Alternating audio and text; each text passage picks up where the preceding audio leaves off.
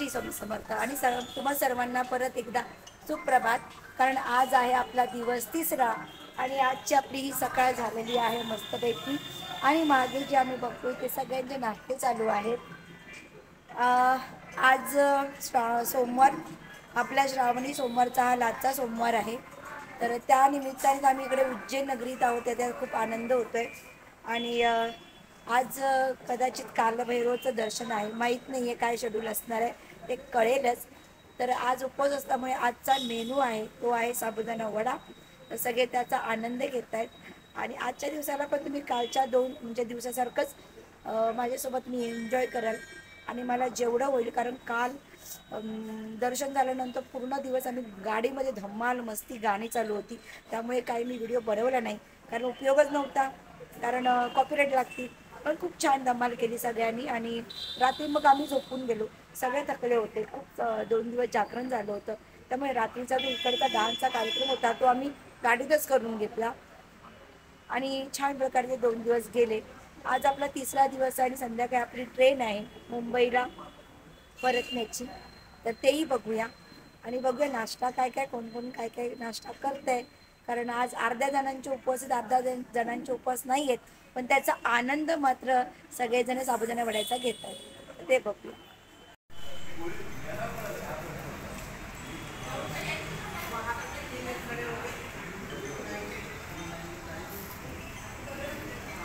उपवास आहे तुमचा? हां, उपवासाचं मिळालं की उपवास. हे ना खिचडीसाठी उपवास करणारी लोक. हां,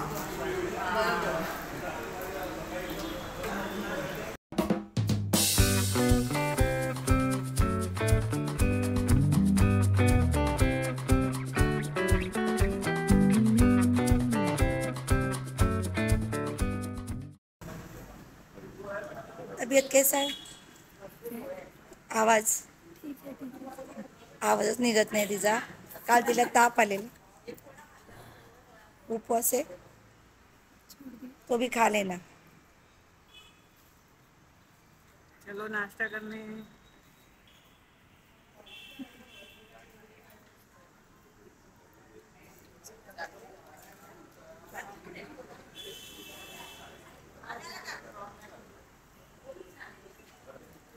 यांचा नाश्ता करून झाल्या, नाही तर म्हणाल नाश्ता का नाही करत आहे. आवाज आहे. मग कालच्या धम्मालबद्दल काय म्हणाल? मस्त एन्जॉय झाला आणि तुझ्यासारखी पिकनिक मध्ये असेल तर आणखी एन्जॉय करायला मस्त. काय म्हणते? आवाज जर मोबाईल मध्ये आवाज नाही येणार मग आपल्याला. एवढी गोड आहेस ना की पिकनिक ही आठवणीत राहण्यासारखी. हा,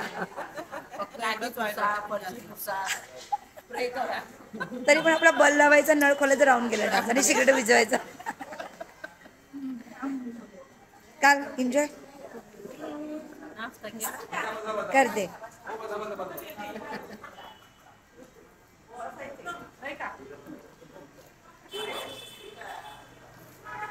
मुद्दाम खाऊन दाखवते की काय? यम्मी. बरं, कालच्या दिवसाबद्दल काय म्हणताय? अतिशय माऊली ट्रॅव्हल्सतर्फे ज्या व्यवस्था केल्या गेल्या आहेत, हॉटेलमध्ये पण सुंदर व्यवस्था होती, हॉटेलचं पण मस्त चांगली व्यवस्था त्यांनी ठेवली. आणि माऊली ट्रॅव्हल्सचे खूप आभारी आहोत आम्ही की त्यांनी जेवणापासून ते राहण्यापर्यंत आणि संपूर्ण आम्हाला जे काही फिरवणं झालं, जे काही आमचे स्पॉट आम्ही पाहिले ते काय अतिशय सुंदररित्या त्यांनी आम्हाला मार्गदर्शन केलं आणि अतिशय सुंदररित्या आमचे सगळं ही पिकनिक आम्ही एन्जॉय केली. थँक्यू. याच्याबद्दल काय म्हणाल? नमस्कार. नक्कीच माऊली टूरचं जे रोप होतं ते आता हळूहळू तुमच्यासारख्या माणसं जे जॉईन होत आहेत, जे पर्यटन जॉईन होत आहेत, त्यांनी त्या रोपाचं वटवृक्ष केलं आहे. आणि सर्व्हिस देणं किंवा सगळं काय झोपून जाणं हे जेव्हा तुमच्यासारख्या पर्यटकांचं जेव्हा साथ लागते, साथ मिळते, जेव्हा तुम्ही लोक बाहेरच्या राज्यामध्ये गेल्यानंतर टूर्सवाला नाही किंवा ऑर्गनायझर नाही, हा आपला माणूस आहे, आपल्या घरचा माणूस आहे समजून जे तुम्ही मला मदत करतात, जे सहकार्य करतात, त्यामुळे माझा उत्साह एवढा वाढतो. इव्हन मेनूज असतात, त्या मेनूजमध्ये पण मी चेंजेस करतो, अजून काही नवीन देण्याचा प्रयत्न करतो, एन्जॉय देण्याचा प्रयत्न करतो. जेव्हा माणूस फिरण्यासाठी येतो, इव्हन पर्यटनासाठी येतो, ते आपलं टेन्शन आणि आपल्या मागचा व्याप सोडून येतो. तर नक्कीच जेव्हा तो व्याप सोडून येतो 4 लोकांमध्ये, नवीन लोकांमध्ये, त्याच लोकांमध्ये माणूस राहिल्यानंतर जे काय डोकं शांत करण्यासाठी नवीन लोकांमध्ये येतो, तर नक्कीच आल्यानंतर त्या हिशोबानेच त्या व्यक्तीला एन्जॉयमेंट मिळायला पाहिजे, हे माझा एक हेतू असतो. आणि नक्कीच छोटा मुलगा असो या वयस्कर माणसं असतात, जेव्हा आपण गेम घेतो किंवा डान्स करतो किंवा एन्जॉयमेंट करतो, नक्कीच ते लोक त्यांचे जवानीचे दिवस ते लोक आठवतात. हेच सहकार्य, असंच सहकार्य माऊली टूर्सला यापुढे पण लाभावं आणि नवीन टूर्ससाठी तुम्ही जॉईन व्हावं. त्यासाठी माझा मोबाईल नंबर आहे 8108099915. माऊली टूर्स अँड कॅटरर्स मुलुंडी जर तुम्ही गुगलवर टाकाल तर नक्कीच जे पर्यटन आतापर्यंत आपल्याबरोबर फिरायला आले आहेत त्यांनी ओरिजिनल फोटो, टूरच्या संदर्भात ओरिजिनल फोटोज शेअर केलेले आहेत आणि त्यांनी त्यांचे रिव्ह्यूज दिले आहेत. ते रिव्ह्यूज एकदा तुम्ही वाचून घ्या, त्यावरून तुम्हाला एक अंदाज येईल की आपली फूड क्वालिटी, व्हरायटीज असतात फूडमध्ये, इव्हन हॉटेल्स किंवा बसेस सर्व्हिस, त्या सर्व गोष्टी काय टाईपच्या असतात एकदा तुम्हाला समजून येईल. धन्यवाद. आपण आलेलो आहोत इथे महर्षी सांदीपनी आश्रममध्ये. तर इकडे सगळे आपण जाणार आहोत आश्रमात दर्शन घ्यायला.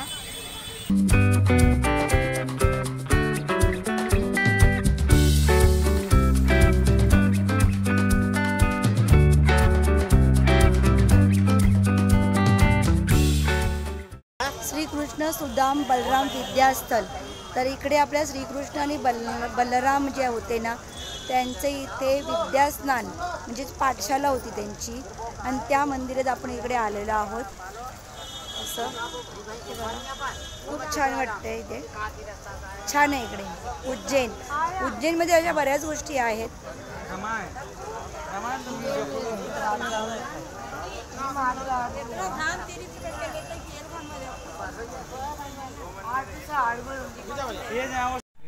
या परिसरामध्ये हे जे आपल्याला दिसतंय सगळ्यांचे इथे चित्र जे आपल्याला दिसत आहेत, तर त्याच्यामध्ये गुरुकडून शिक्षा घेताना म्हणजे आपण प्रशिक्षण घेताना इथे जे दर्शवलेलं आहे, तर इथे सांगितले की श्रीकृष्णद्वारा शिकी गई 64 कला आहे. मग ते इथे आपल्याला बघायला मिळतंय.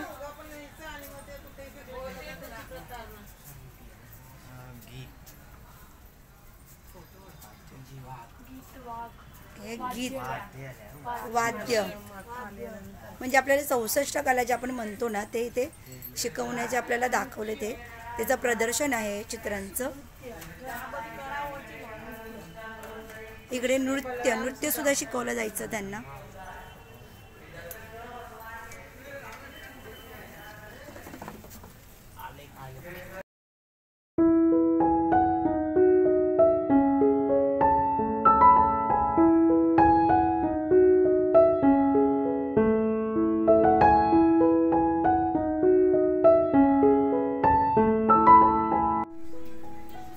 अशा प्रकारचा परिसर बनवलेला आहे आणि इकडे बाजूलाच एक छोटासा तलावही देखील आहे. इकडे बघूया आपण, पण खूप छान आहे असे हे आश्रम आहे. आणि इथेच आपल्या श्रीकृष्णाला, बलरामांना ते त्यांच्या गुरुद्वारे त्यांना शिक्षा दिली जात होती. ती लोक शिकत होते.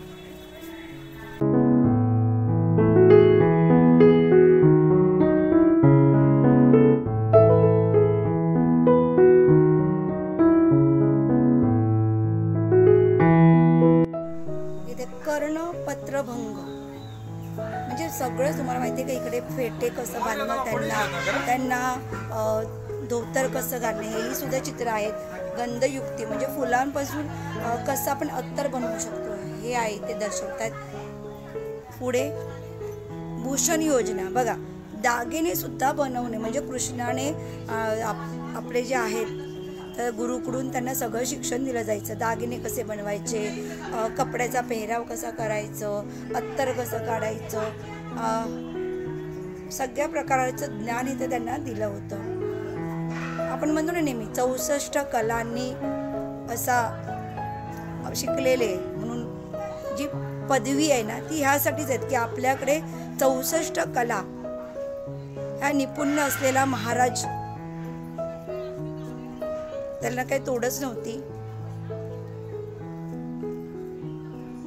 सगळं म्हणजे औषधीपासून, औषधी कोणत्या उपयोगी काय आहे हे इथे त्यांना शिकवलं जात होतं.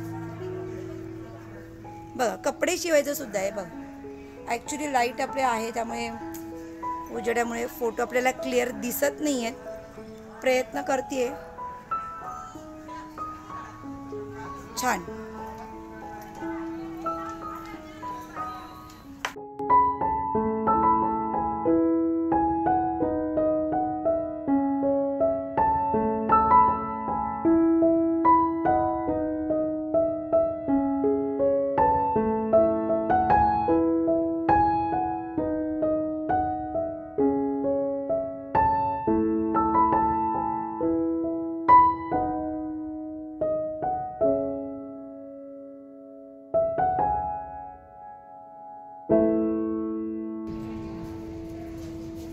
तर अशा फोटोमध्ये आपल्याला जीवनाचा जो सार असतो, जो गीतामध्ये आपल्याला सांगण्यात आला आहे, तेच ह्या चित्रांद्वारे आपल्याला समजवायचा त्यांनी प्रयत्न केलेला आहे. तर बरं, तुला कसं वाटलं गीता सारबद्दल जरा काय सांग. खूप मस्त.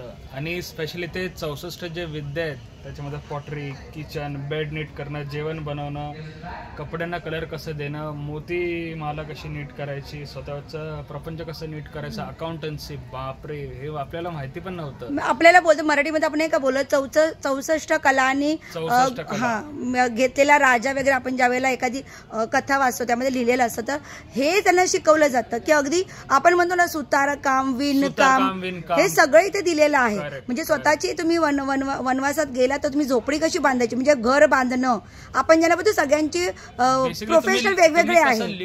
तुम्ही कसं जगू शकता तिथे एकदम प्रॉपर, एकदम नीटपणे तुमचं हे करून ते सगळं. आणि अजून एक इन्फॉर्मेशन देतो, इकडे एक हे आहे ते तुम्ही दाखवाल तर हे लर्निंग हे आहे ना श्रीकृष्ण विद्यास्थली, तर तिकडे बुक पण आहे अवेलेबल.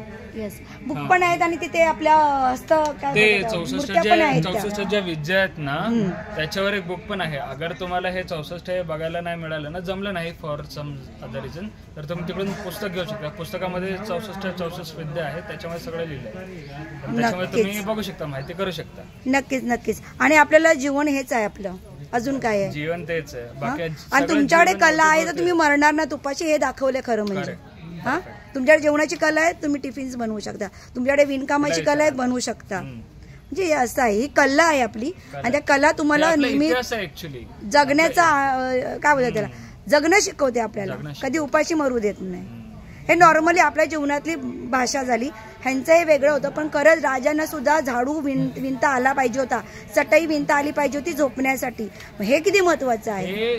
ऍक्च्युली बघायला गेलं ना, ते 64 विद्या आता आपल्याला माहिती नाही शिकवतात, ते गुरुकुलमध्ये जे शिकवतात ना, मला वाटतं तेच असावं, जे गुरुकुलमध्ये एवढी वर्ष शिकवतात. म्हणजे पुस्तकी ज्ञान नाहीये त्यांना, आपण प्रॅक्टिकल, प्रॅक्टिकली शिकवलं, दोन्ही शिकवलं जातं. ओके, चला आज आपण आता हा झालेला आपलं. आणि मेन म्हणजे तुला बरं हिच्याविषयी मी बोलेन, तुला काय वाटतं हे जे तू बघितलंस इथे आता बलरामांचं आणि आपल्याला दिसलं इकडे शिक्षण देण्याची जी जागा आहे आपली, ही जी उज्जैन, बलरामाने श्रीकृष्णाला इथे त्या गुरूंनी शिक्षा दिली, तर ते तुला कसं वाटतं इथे पाहून, आणि इथलं वातावरण वगैरे काय वाटतंय. इथे वातावरण तर फारच छान आहे, आणि तुम्ही ते एकदा तरी व्हिजिट केलंच पाहिजे आयुष्यात. आपण हे मला आतापर्यंत माहित नव्हतं की 64 कला म्हणजे नक्की काय असतात. तर इथे आपले छोट्या छोट्या ह्याच्यासाठी आपण लोक हायर करतो, इथे त्यांना सगळं शिकवलं जातं. घर बनवण्यापासून ते घर डेकोरेट करण्यापासून, स्वतःला डेकोरेट करण्यापासून, एव्हाना तुम्ही धोतराचे कसं नेसू शकता, फेटा कसा बांधू शकता, ते सुद्धा दाखवलं तिथे. त्याच्यातच ती 64 कला इन्क्लुडिंग आहे. आपलं आजकाल आयुष्य 1-2 कलांवरच आपण जगतोय, त्याच्यावर आपलं पूर्ण हे चालतं, पण यांना इथे 64 कला शिकलेले आहेत. आणि पर्सनली इथे श्रीकृष्णांनी इथे ह्या 64 कला लॉर्ड कृष्णांनी इथे संदीपनी ऋषींनी त्यांना शिकवल्या. ते आणि त्यांचे क्लासमेट लाईक सुदामा आणि अजून होते त्यांना ते इथे तर त्याच्यामुळे ह्या जागेचं महत्त्व अजूनच वाढतं की इथे आपण श्रीकृष्णांना मानणारे इथे मस्ट विजिट आहे ही प्लेस. तुम्ही डोंट मिस दिस. आणि तुझं नावही सांग थोडंसं म्हणजे सगळ्यांना. तेजश्री. आणि तू काय करतेस? मी शिकवते. म्हणजे ही स्वतःच एक शिक्षिका आहे. म्हणजे बघा शिक्षिकांनी अगदी मन लावून आहे ना हे जे लिहिले होते ना, मी बोली नाही ते पाठी पण तुम्हाला भेटेल माहिती तुम्हाला या फ्रेममध्ये काय आहे हे जर जाणून घ्यायची ती माहिती आहे. आणि ती अगदी मन लावून वाचत होती म्हणून मला तिच्याशी बोलूसं वाटलं. तर नक्कीच तुम्ही या ठिकाणी या. आणखीन मला जर जमलं तर मी अजून एकांशी बोलावे. बरं हे आमचे काय बोलतात यंग जनरेशनसाठी तुम्ही या गीता सारबद्दल काय तुम्ही सांगाल की काय केलं पाहिजे यंग जनरेशननी? गीता म्हणजे सगळ्या पूर्ण आपल्या आयुष्याचं म्हणा किंवा सगळ्या पूर्णपणे आपल्या होल युनिव्हर्सचा एक सारांश आहे की आपण त्यातनं आपण बरेच बोध घेऊ शकतो आपण आणि त्यातून बरंच काही शिकण्यासारखं असतं. मग आता आपण इथे बघितलं की श्रीकृष्णाने स्वतः म्हणजे जे आपले पहिले राजे महाराजे होते त्यांनी पण 64 कला शिकल्या होत्या ज्या आपल्या रोजच्या कामातल्या होत्या म्हणजे त्यांचा उपयोग होता. मग आता जे आपल्याला फक्त पुस्तकी ज्ञान शिकवलं जातं तर त्याच्यावरती तुमचं काय म्हणणं की फक्त पुस्तकी ज्ञान महत्वाचं आहे की हेही त्याच्याबद्दल आलं पाहिजे? 100% आपल्याला प्रत्येक आपल्या विद्यालयामधून किंवा आपण सुरुवातीच्या ज्या आहे की पहिलीपासून ते आपल्याला गीतेचं ज्ञान झालंच पाहिजे आपल्याला जेणेकरून आपल्या धर्मात काय आहे बाबा धर्माचरण काय आहे काय ते संपूर्ण नॉलेज लोकांना कळेल आणि त्यामुळे एक प्रकारची आपल्या समाजात एक प्रकारची शिस्त निर्माण होईल. नक्की. इथे आपल्याला गजराजांचं पण दर्शन झालंय